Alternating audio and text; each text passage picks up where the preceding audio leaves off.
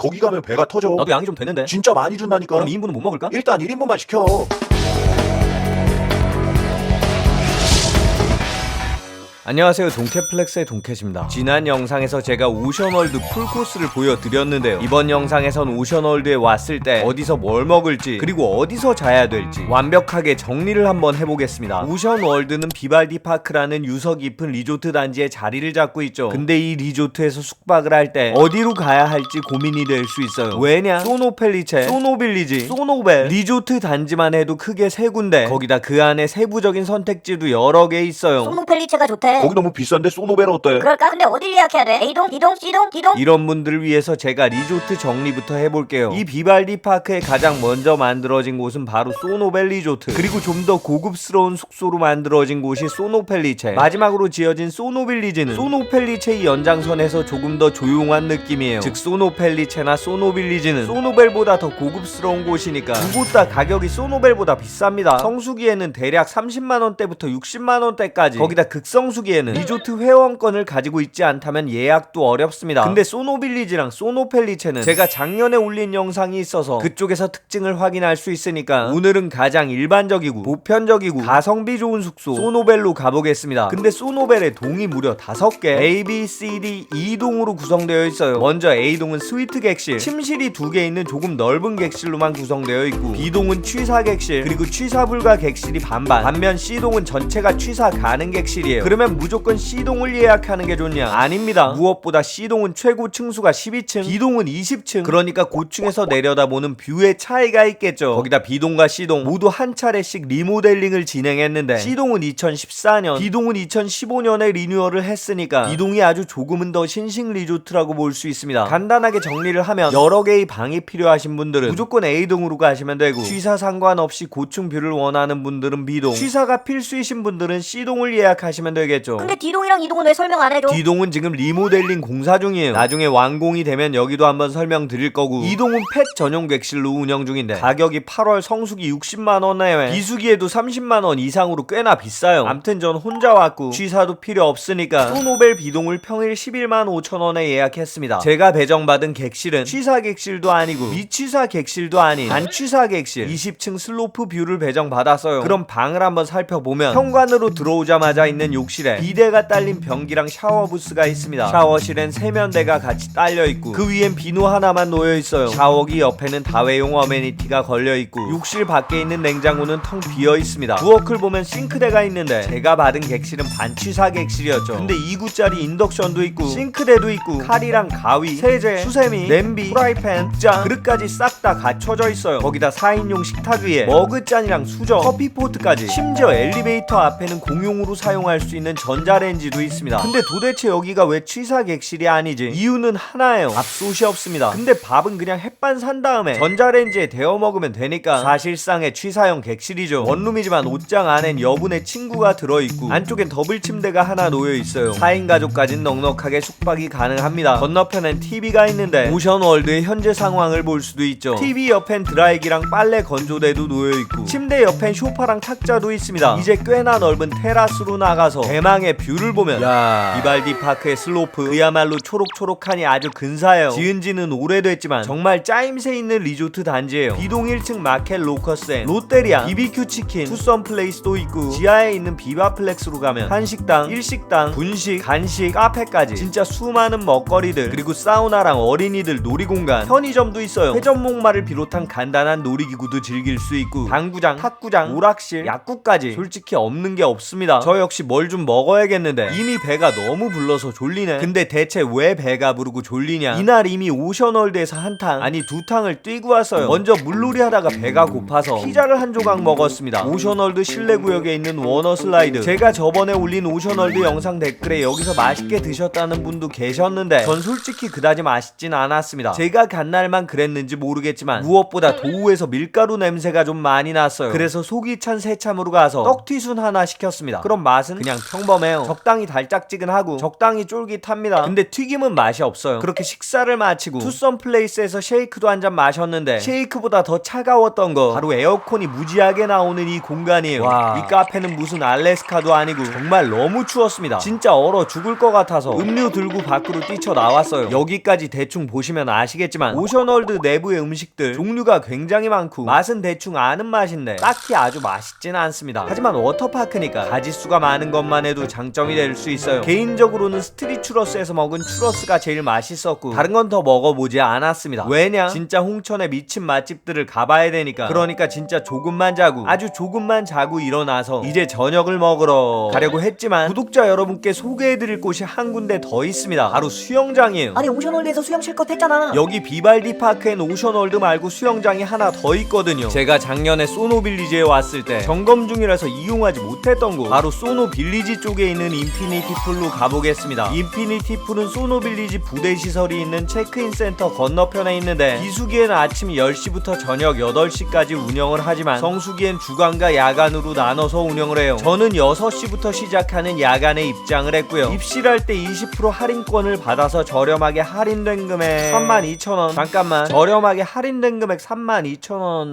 의견을 수정하겠습니다. 할인을 받았지만 그다지 저렴하지 않은 금액 32,000원에 입장을 했습니다. 거기다 여기도 오션월드처럼 실내 락커랑 실외 락커가 구분되어 있고 실내 락커는 따로 금액을 지불해야 돼요. 근데 절대, 진짜 절대 실내 락커 필요 없습니다. 그냥 객실에서 대충 옷 챙겨 입고 락커에서는 샤워만 하세요. 간단한 짐이 있다면 실외 락커 이용해도 되고 그냥 수영장 근처에 놔두셔도 괜찮습니다. 그러다가 짐 잃어버리는 거 아니야? 그러기엔 수영장이 너무 좁아요. 인피니티 풀 하나랑 유아용 풀 하나, 거기다 체온 유지를 할 수 있는 건식 사우나 한 개, 이게 끝입니다. 인피니티 풀의 규모는 제가 전에 갔던 강릉 스카이베이보다 조금 더 작은데 수영을 즐기기에도 좋지 않고 썬베드랑 카바나도 전부 다 유료. 그럼 장점은 없어? 있습니다. 수영장에서 바라볼 수 있는 근사한 뷰, 산속의 고즈넉한 분위기만큼은 아주 훌륭해요. 거기다 성수기 야간 운영 시간은 10시까지니까 밤 늦게까지 수영을 즐길 수 있다는 것도 장점이죠. 또한 들어갈 때 주시는 팔찌를 착용하면 언제든 재입장도 가능해요. 근데 재입장은 오션월드도 가능합니다. 전 이날 익사이팅한 오션월드에서 물놀이 충분히 즐기고 왔으니까 그냥 적당히 멋있는 풍경을 보면서 사진 몇 장 찍었고요. 이제 홍천의 찐맛집으로 가서 저녁을 먹어볼게요. 바로 홍천군 남면에 있는 수정인의 오리쌈밥으로 갔습니다. 가게는 가정집 같은 분위기에 좌식 테이블로 구성되어 있어요. 전 10,000원짜리 쌈밥 정식을 시켰는데 2인분 이상 주문이 가능해요. 당연히 아무 고민 없이 2인분 주문했어요. 반찬으로 버섯, 깻잎순, 콩나물, 고등어구이, 건새우랑 감자조림, 달래, 고구마 줄기, 오뎅, 김치, 그리고 대망의 제육볶음, 쌈, 된장찌개까지 나왔습니다. 밑반찬은 감자조림만 빼고 다 맛있는데 그럼 메인 메뉴 쌈밥은 먼저 상추랑 깻잎에 고기를 넉넉하게 올려서 한입. 아주 맛있어요. 된장찌개도 굉장히 구수하네. 이번엔 고등어에 밥을 올린 다음에 먹어줬는데 역시 맛있어요. 다음은 양배추쌈, 고기에 달래까지 올려서 한입. 이것도 맛있네. 무엇보다 쌈이 정말 신선해요. 그러니까 그 위에 뭘 올려도 맛이 아주 괜찮습니다. 역시 쌈밥은 신선한 쌈이 중요해요. 그렇게 순식간에 고기랑 밥까지 2인분 뚝딱 했는데 아직 숭늉이 남았습니다. 숭늉 위에 고등어 올려서 한입, 두부랑 호박까지 올려서 한입. 진짜 개운해요. 그렇게 숭늉까지 싹 다 먹었습니다. 그야말로 만원의 행복. 아니 2인분이니까 2만원의 행복이었어요. 오션월드에서 먹은 음식들보다 진짜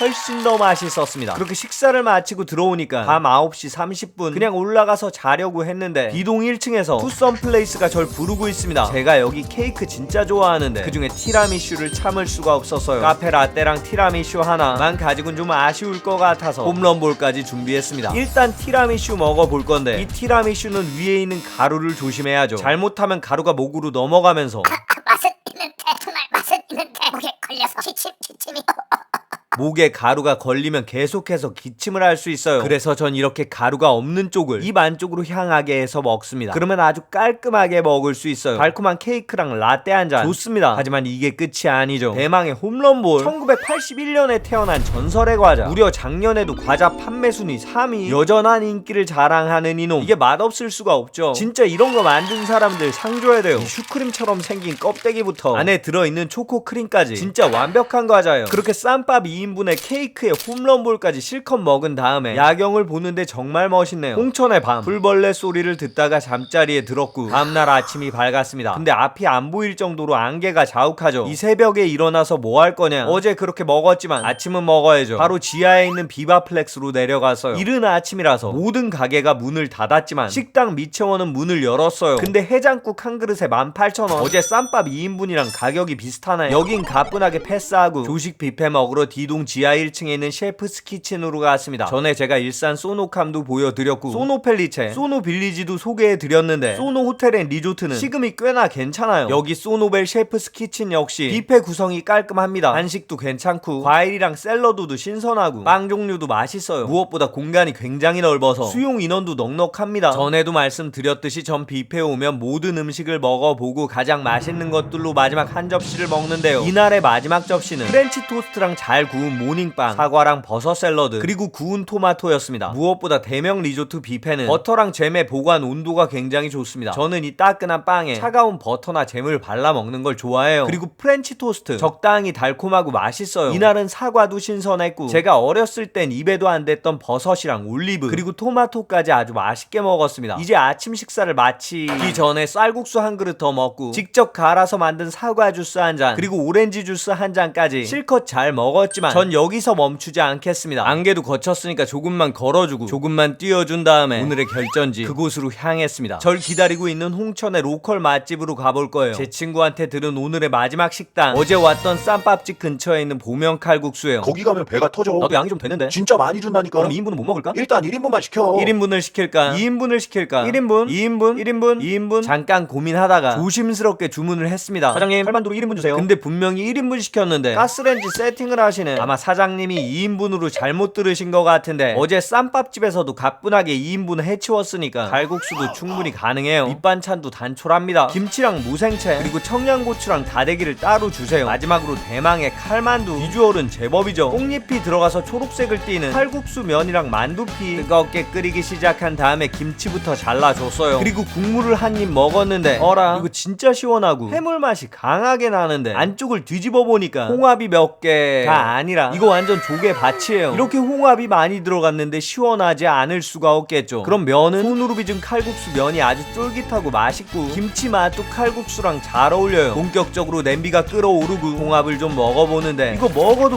홍합이 계속 나오네. 국수도 계속해서 건져 먹는데 칼국수는 더 끝이 없어. 이 칼만두에 만두도 5개 들어가 있는데 만두피 안에 고기보다 김치가 더 많이 들어있는 놈이에요. 전 이런 스타일의 수제만두 진짜 좋아해요. 너무 맛있었고요. 시원한 국물에 송칼국수랑 취향 저격 만두까지 싹 다 먹어치우고 싶었는데 전 이 칼국수와의 전투에서 완벽하게 패배했습니다. 양이 진짜 너무 많았어요. 사장님, 계산 좀 해주세요. 네, 8,000원 나왔어요. 뭐라고요? 칼만두 1인분 8,000원. 맞습니다. 제가 먹은 칼만두 2인분 아니고 1인분이었어요. 사장님은 주문을 정확하게 들으셨던 거예요. 제가 이 홍천 칼국수 대전에서 장렬하게 패배한 건 칼만두 2개 부대가 아니고 겨우 칼만두 1개 부대. 근데 이게 말이 돼? 8,000원짜리 칼만두 1인분에 조개가 무려 저만큼, 거기다 엄청 넉넉한 칼국수 면에 만두 5개 그리고 1인분도 끓여 먹을 수 있도록 세팅을 해주시는데 정말이지 인정하지 않을 수가 없습니다. 사장님, 1인분에 저만큼 주시면 남는 게 있어요? 에이, 시골에선 양을 많이 줘야 돼. 절대 아니에요, 사장님. 제가 시골 많이 다녀봤는데 이렇게 양 많이 주는 식당 거의 없어요. 진짜 해자로운 칼국수 맛집 홍천 보명 칼국수. 전 재방문 의사 200% 아니 300%예요. 물론 다음에도 이 전투에서 이길 자신은 없으니까 가족들 싹 다 데리고 와서 무조건 양을 적당히 달라고 말씀드려야겠습니다. 특별히 이날 칼만두에 들어있던 만두가 진짜 맛있었는데요. 예전에 제 아버지가 만들어주셨던 그 만두랑 진짜 비슷했어요. 제가 어렸을 때 집에서 담근 김장김치가 시큼해질 때쯤 아버지는 만두피를 잔뜩 싸와서 신김치를 넣고 만두를 만들었습니다. 그리고 그 만두를 냉동실에 얼려두셨다가 일요일마다 만두국을 끓이셨어요. 어떤 집은 일요일에 아빠가 짜파게티 요리사였을지 몰라도 우리 집은 아빠가 일요일마다 만두국 요리사였던 거죠. 그렇게 아버지로부터 전해받은 마음 덕분인지 저 역시 성인이 되고 나서 가끔씩 일요일엔 요리사가 되곤 해요. 이렇게 사람의 마음은 계속해서 전달되는 것 같습니다. 이번에 전 칼국수집에서 넉넉한 사장님의 인심을 전달받았죠. 가게에서 나오는데 배도 불렀지만 무엇보다 기분이 너무 좋았습니다. 넉넉한 칼국수를 만든 사장님의 정성, 오늘도 사람들에게 잘 전달되고 있을 거라 생각해요. 세상엔 남을 이용하는 나쁜 사람들도 많고 다른 사람들을 무시하는 치사한 쓰레기들도 있고 누군가를 망가뜨리는 비열한 괴물들도 있습니다. 하지만 삶을 계속 살아갈 만한 가치가 있는 이유는 이유는 세상엔 아직도 따뜻한 분들의 푸근한 마음이 있기 때문이겠죠. 형편없는 인간들이 가끔씩 마음에 상처를 입히고 여러분을 짜증나게 해도 마음에서 우러나는 좋은 에너지를 서로 전달하면서 거친 세상과 맞서 나가는 당당하고 뚝심 있는 여러분의 내일을